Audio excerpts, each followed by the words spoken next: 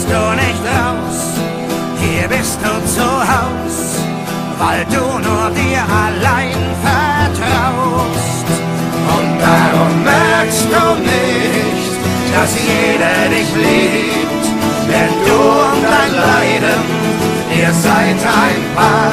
Und darum glaubst du nicht, dass du wunderschön bist, und durch deine Tränen ist das auch nicht mehr wahr.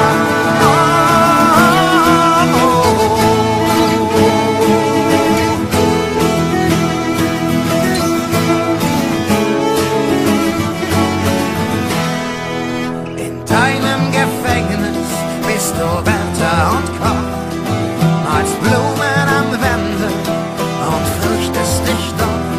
Eine Tür zum Malen, die ins Freie führt, wo die Welt dich berührt, in der du ständig frierst, in der du jeden Mut verlierst. Und darum merkst du nicht, dass jeder dich liebt, denn du und dein Leiden, ihr seid ein Paar.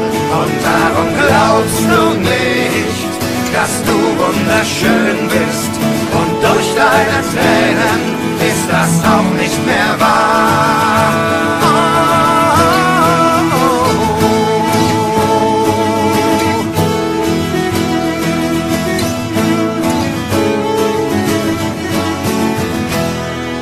Nur Mut, meine Kleine, du wirst vermisst von jenen, die wissen wollen, wie du wirklich bist. Drum komm heraus und glaub an dich.